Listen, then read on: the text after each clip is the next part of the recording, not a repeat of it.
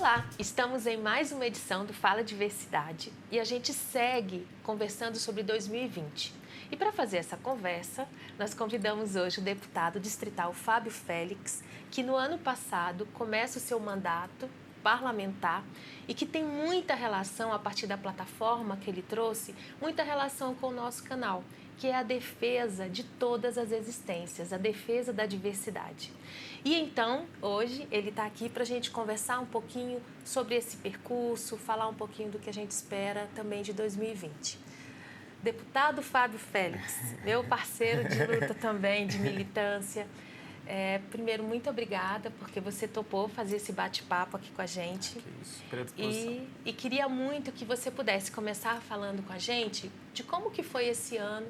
A gente escuta muito, né, com relação ao parlamento, a gente aprende na escola, lá nos primeiros anos, que o executivo vai executar as leis, fazer com que elas ocorram. O judiciário vai fazer o julgamento, né, a partir da obediência ou não daquela lei. E o parlamento, e o legislativo, ele tem o foco de elaborar leis. Só que o que a gente observa é que tem muita coisa ao redor desse elaborar leis. E aí eu acho que seria legal, talvez, você falar um pouquinho, para quem assiste a gente, o que é essa vivência do parlamento? Você, um acadêmico, assistente social, que já tinha uma experiência, né, de ativismo na história, mas como é que estar hoje ocupando o parlamento? Que desafios foram esses?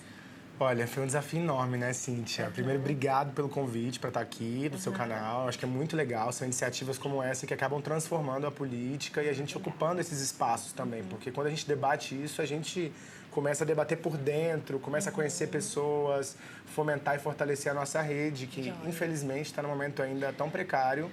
E a gente precisa ocupar esses espaços todos, né? Canais, redes sociais, a política.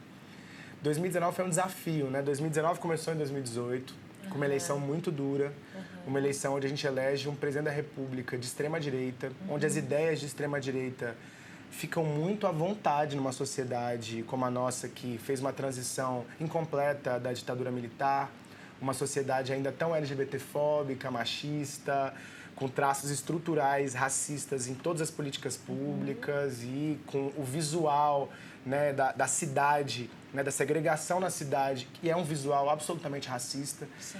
Então, o 2018 foi muito traumático, muito duro, acho que para todo o setor progressista e para todo mundo que atua em diversas áreas que têm relação com os direitos humanos e a diversidade. E eu tenho essa leitura. Então, 2019 começou nesse 2018. Então, a gente sabia que o desafio ia ser enorme. A gente teve a honra de ter sido eleito, né, eu representando esse projeto como deputado distrital. Um ponto assim, muito positivo é que, por mais que fosse um momento da extrema-direita, essa eleição fez com que a gente tivesse um deputado gay assumido na Câmara Legislativa. Isso é uma inovação política, porque a representatividade volta a ser, de alguma forma, uma inovação política. A gente está acostumado com os parlamentos sempre com os homens héteros, brancos, da elite brasileira. Sim. E a gente, não é ruim ter homens héteros, brancos, representando o campo progressista, porque também eles existem no campo progressista, mas a gente também quer voz plural, diversa, para os segmentos que não estão ali naquele lugar, né? Então, primeiro foi essa inovação, e essa inovação gera, acho que, algum tipo de constrangimento, né, dúvida. As pessoas não sabem como a gente vai atuar, ou como eu ia chegar aqui para atuar. Eu acho que o povo achou que eu ia sair dando patada em todo mundo o tempo inteiro, que eu não sei falar bom dia, boa tarde. Você acha, Fábio? Eu tinha um pouco essa leitura, assim, que eu ia chegar dando voadora em todo mundo, assim, física, né? Então, acho que tinha um pouco essa leitura. Quando eu chegava no elevador da Câmara e dava bom dia para um deputado que tem uma concepção ideológica diferente da minha, aquilo distensionava, é como se as pessoas não entendessem que a gente tem posições políticas que são posições, às vezes, radicais, porque elas tocam na raízes de problemas sérios, mas que a gente também sabe conviver, sabe debater, dialogar. Mas acho que a polarização que a gente viveu, né? Acho que também gerou esse estranhamento, né? Gera sim. Então foi um desafio enorme chegar aqui com esse clima tenso no Brasil, mas foi algo importante, porque a gente conseguiu se organizar em torno do Gabinete 24 aqui da CLDF, que foi um presente resultado da LGBTfobia institucional. Mas é um presente porque acabou sendo um espaço também que acolhe, que é simbólico, que as pessoas se referenciam, porque sabem que é um gabinete da diversidade e do respeito. E o dia a dia, como é que vem sido, então? Olha, o dia a dia, ele é muito corrido, assim, porque a tarefa, diferente do que a gente aprende lá na escola que você falou, a tarefa do parlamentar não é fazer leis, né? Essa é uma atribuição complementar, criar também projetos de lei para representar segmentos da sociedade, mas a tarefa central do parlamento, que eu vejo hoje como mais importante, é fiscalizar. Fiscalizar o Poder Executivo, que é quem executa as políticas públicas, fiscalizar o setor privado no cumprimento também da legislação brasileira, lutar em defesa dos direitos humanos, dos direitos sociais, dos direitos individuais, dos direitos fundamentais. Eu acho que tudo isso é um pouco o papel do parlamento. E dialogar com a população, criar enraizamento nas cidades para entender os problemas. E a gente tem uma média aqui no DF que é diferente do resto do Brasil. No Brasil você tem o vereador, o deputado estadual. Sim. Aí depois você tem um deputado federal. Então você tem um deputado estadual que pensa a grande política do Estado, as políticas de alta complexidade, a saúde, educação, enfim, tudo. Você tem o vereador que vai pensar no buraco da comunidade, que vai pensar no asfalto, que vai pensar na infraestrutura local, no saneamento básico, que vai ver o detalhe da vida das pessoas, né? E aqui no DF você tem um acúmulo de funções. A gente é tanto vereador quanto deputado estadual. Sim. Então você acumula uma série de funções. Você num dia está pensando a política de mobilidade urbana e criticando o governo por uma ação ou colaborando, no outro dia você está pensando na rua lá em Planaltina que tem um buraco. Então, assim, você tem um trabalho dobrado aqui, que é muito grande, extenuante. Inclusive, a gente fica 12, 14 horas de trabalho, porque ele não para. Começa quando você pega a primeira mensagem no celular e acaba na hora que você vai deitar mesmo. Mas assim. só porque você está falando isso, a questão do fiscalizar, e eu fiquei pensando também o que pode passar na cabeça das pessoas. Mas isso seria mesmo uma atribuição do parlamento? Ou será que é por conta da ausência institucional de espaços de diálogo da sociedade, né, com o Estado? De repente, ele espera do parlamento que ele reaja? Não, esse é um princípio mesmo constitucional e da legislação do DF para o parlamento, né? Então, ele fiscaliza o Poder Executivo, fiscaliza as ações, em geral, executadas por esse poder. Mas também eu acho que há uma ausência de espaços de participação. Então, há um enfraquecimento nessa conjuntura dos conselhos participativos. Aqui no DF, eu tenho uma leitura, assim, muito própria, de que a gente tem um movimento, uma sociedade civil muito fragmentada. Então, eu viajei a alguns outros estados para conversar e eu vejo que tem um movimento de direitos humanos mais convergente e mesmo com todas as divergências, porque sabe que um é da sigla A, B, C, D, então vai ter divergência. Mas o movimento de direitos humanos tem uma história um pouco mais sólida, organizações mais sólidas. No DF, a gente tem poucas OSCs, não é? De direitos humanos mesmo. Porque todo mundo, não é nem porque o DF não merece essa atenção, porque merece, porque a gente tem uma desigualdade imensa, a gente tem problemas sociais, assim, muito profundos. A questão é porque todo mundo que vem para cá discutir direitos humanos fica com o olho federal. É verdade. Então a gente fica um pouco abandonado aqui. A gente quer buscar as OSCs que estão aqui, mesmo as nacionais, para ajudar. Não, a gente está de olho no governo federal. Ainda mais nesse momento que o governo federal todo dia escolhe apenas 100 ataques por dia contra a gente, né? Então, eu acho que todo mundo está com esse olho para o federal e a gente tem dificuldade de chamar as pessoas para olhar. Olha, aqui tem a militarização. Olha, aqui também tem problema de saneamento básico. Sim, aqui a gente tem um sol nascente que ninguém olha. Aqui tem um problema que não tem em lugar nenhum do país, que é a forma como o território é distribuído. Mas uma empresa milionária que é a Terra Cap, que é dona de quase tudo, e mesmo assim um processo de grilagem de terra gigantesco, onde tem um déficit habitacional de 120 mil moradias. As pessoas não têm onde morar. Né? Assim, a renda baixíssima, tem servidores públicos, tem grandes empresários lá em cima, servidores com salário entre grande e médio, dependendo do patamar. E você tem um setor dos trabalhadores que tem uma renda muito baixa, né? Que tem dificuldades, muita precarização. Então, eu acho que falta esse olhar. Então, meu chamado, assim, que eu vejo muito como resultado desse 2019, de aprendizado, de eventos, de debater, porque foi um mandato generalista. Né? Eu na campanha falava assim, olha, sou um candidato LGBT, mas a nossa pauta não é só a pauta LGBT. Não somos uma candidatura de uma pauta só.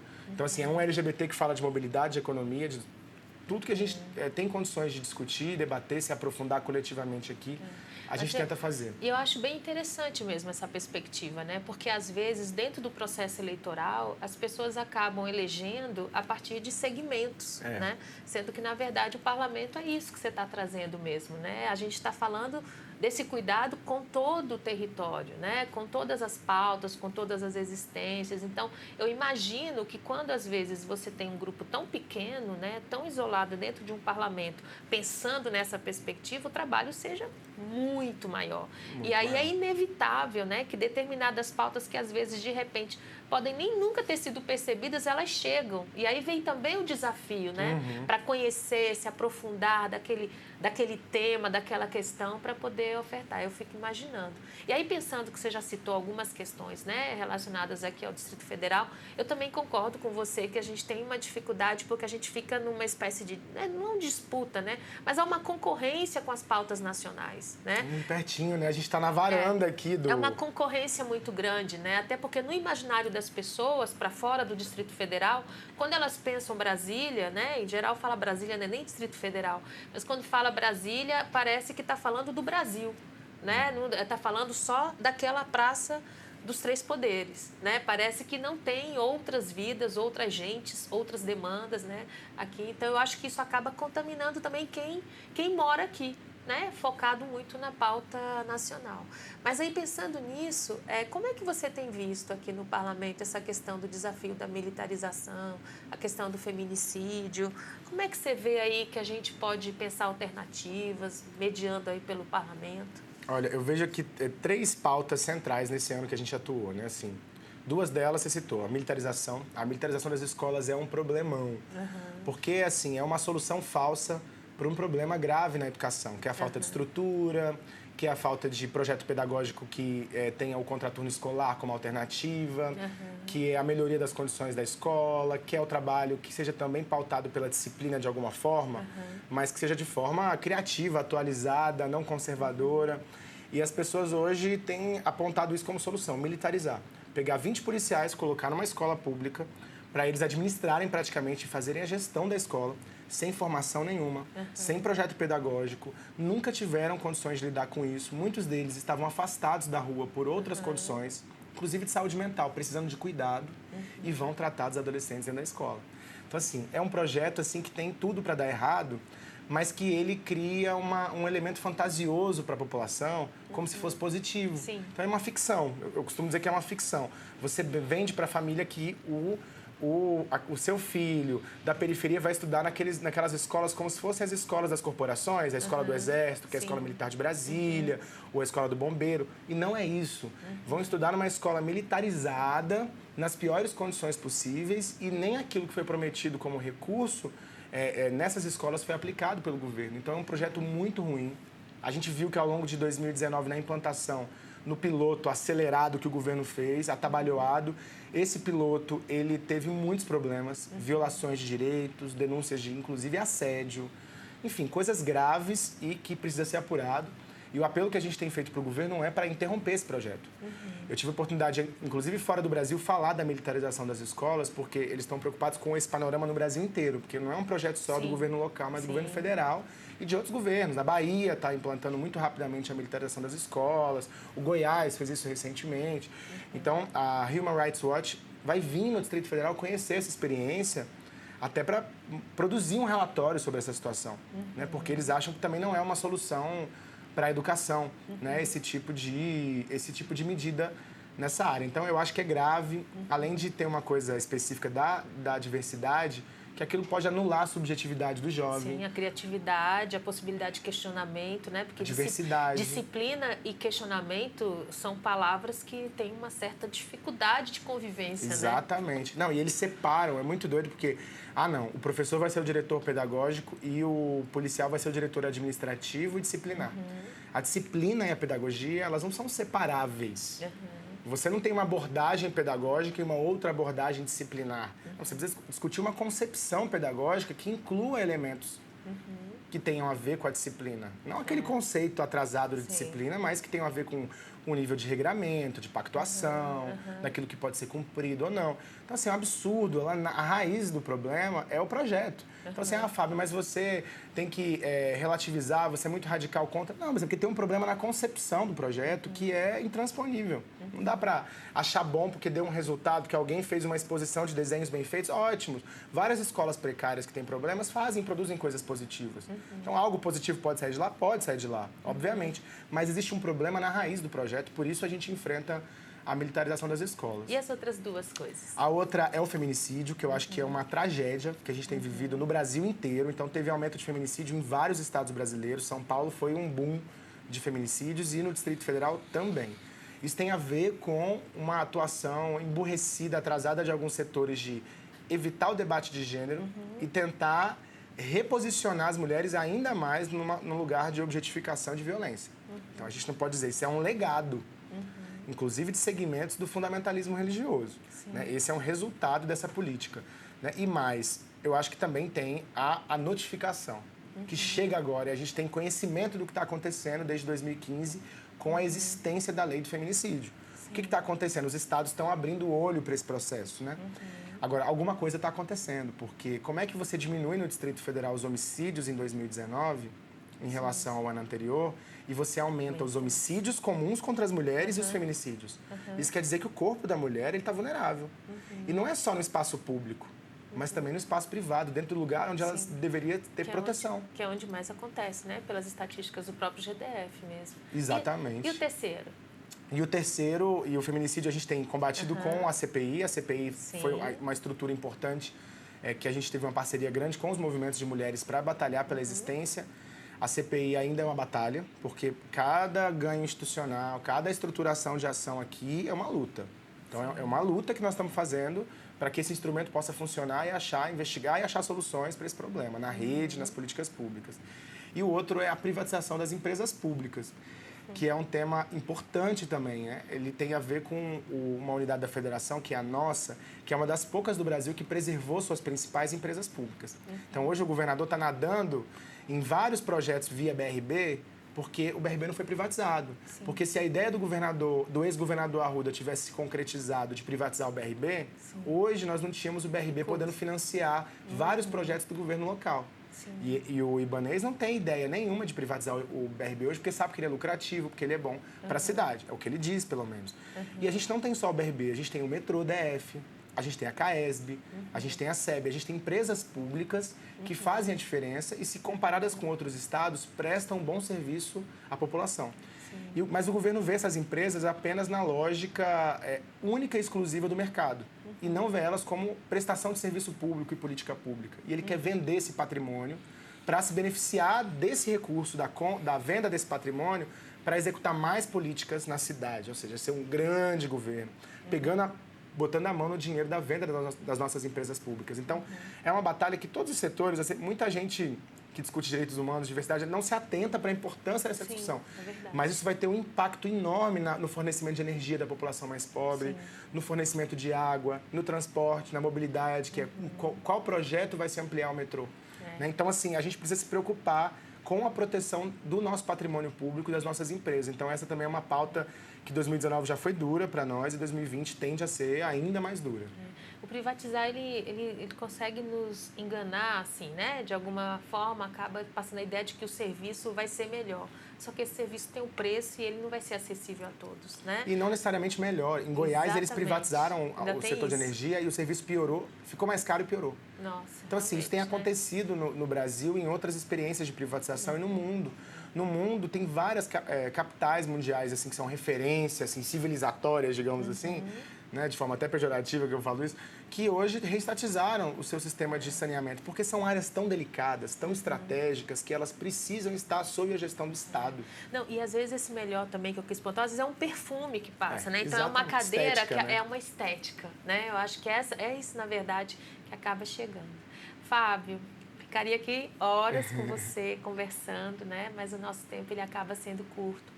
Mas eu queria muito agradecer, né? Dizer que é muito bom saber que a gente tem aqui no Parlamento do Distrito Federal, né, um interlocutor, alguém que está atento, né, ao que está acontecendo para distintas pautas, e agradecer muito de poder conversar aqui com a gente, né? Porque quando a gente pensa política, né, a gente tem que pensar a política nessa perspectiva ampliada mesmo, né? Tem uma questão formal, burocrática, que é esse lugar que você ocupa, mas tem algo que é fundamental para a diversidade, que é exatamente a concepção de sujeito e de humanidade que a gente tem. E é por isso que o deputado Fábio Félix está aqui com a gente, né? né? Por esse muito obrigado. alinhamento. Gente, agradecer muito ao Fábio, agradecer a você que esteve com a gente até agora.